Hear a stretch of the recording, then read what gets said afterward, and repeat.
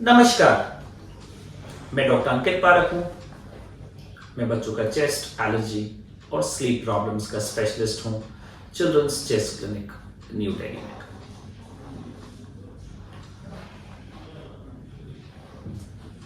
सर्दियों का समय या विंटर्स में ये देखा जाता है कि काफी बच्चों का एस्थमा बिगड़ जाता है।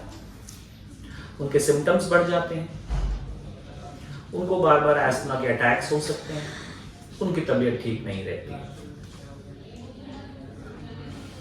इस वीडियो में हम ये जानेंगे कि सर्दियों में एस्थमा क्यों ज्यादा बिगड़ता है और इस सिचुएशन में हम क्या कर सकते हैं जिससे कि हमारे बच्चे स्वस्थ रहें।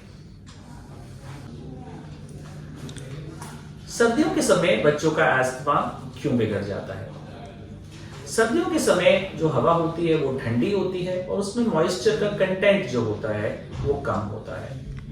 तो इस ड्राई और ठंडी हवा के कारण जो हमारे एयरवेज हैं या ब्रोंकाई हैं वो इरिटेट हो जाते हैं, उनमें म्यूकस प्रोडक्शन बलगम ज्यादा बनती है और जो वहां की मांसपेशियां या मसल्स होती हैं वो जल्दी से टाइट हो जाती हैं, जिसको हम ब्रोंकोस्पैज्म कहते हैं। सर्दियों के मौसम में कोल्ड और फ्लू के वायरसेस का सर्कुलेशन भी ज्यादा होता है और बच्चों को इसके कारण एस्थमा के अटैक्स हो जाते हैं। सर्दियों में बच्चे ज्यादातर घर पर रहते हैं और जो हमारे इंडोर एलर्जेंस होते हैं जैसे कि डस्ट माइट्स हैं, हमारे पेट्स के हैं, मोल्ड्स हैं, इनका एक्सपोजर ज्यादा रहता है। साथ ही में घर के अंदर जो ट्रिगर्स होते हैं जैसे कि अगरबत्ती है, धूपबत्ती है, मॉस्किटो कॉइल है, सिगरेट स्मोक है, ये भी ज्यादा एक्सपोजर होता है। तो इन्हीं कारणों से ये देखा जाता है कि बच्चों का एस्थमा सर्दियों के समय में ज्यादा बिगड़ जाता है। तो यदि बच्चे को एस्थमा की समस्या है और सर्दियों के समय उनकी तबीयत ठीक नहीं है तो ऐसी क्या चीजें हैं जो हमें करनी चाहिए जिससे कि उनकी तबीयत अच्छी रहे? हमें ये निश्चित करना चाहिए कि जो बच्चे का प्रिवेंटिव इनहेलर है उसको हम प्रॉपर तरीके से दें, उसकी डोजेस को कम ज्यादा ना करें, उसकी डोजेस को मिस ना करें, उसको प्रॉपर तरीके से स्पेसर के साथ दें।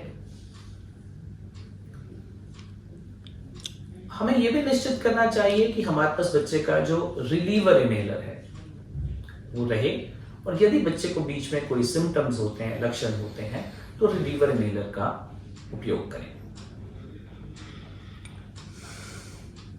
हमें अपने डॉक्टर की प्रॉपर सलाह लेनी चाहिए और बच्चे को स्पेशली सर्दियों के टाइम पे एक पीडियाट्रिक पल्मोनोलॉजिस्ट या एलर्जिस्ट को दिखाना चाहिए और उसका रेगुलर चेकअप कराना चाहिए।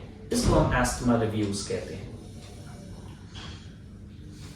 तो जब भी कोई बच्चा हमारे पास आता है तो हम ये देखते हैं कि बच्चे की तबीयत कैसी है, उसके सिम्टम्स कैसे हैं, उसको एग्जामिन करते हैं कि उसकी चेस्ट की कंडीशन कैसी है, उसका लंग फंक्शन टेस्ट या स्पेरोमेट्री परफॉर्म करते हैं ये देखने के लिए कि लंग फंक्शन टेस्ट कैसे हैं और एक एलर्जी टेस्ट करने की कोशिश भी करते हैं ये जानने के लिए कि बच्चे के ट्रिगर्स क्या हैं।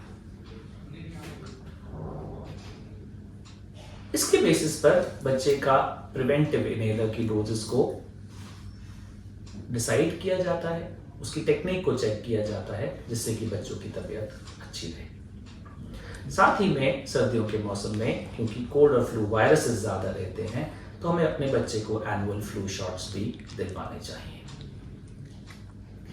तो यदि आपके बच्चे को एस्थमा की दिक्कत है और सर्दियों के टाइम में उनकी तबीयत ठीक नहीं रहती है तो आपको एक पीडियाट्रिक पल्मोनोलॉजिस्ट या एलर्जिस्ट से जरूर संपर्क करना चाहिए उसके प्रॉपर निदान के लिए और प्रॉपर सलाह के लिए जिससे हमारे बच्चे पूरी तरह स्वस्थ रह पाए। धन्यवाद।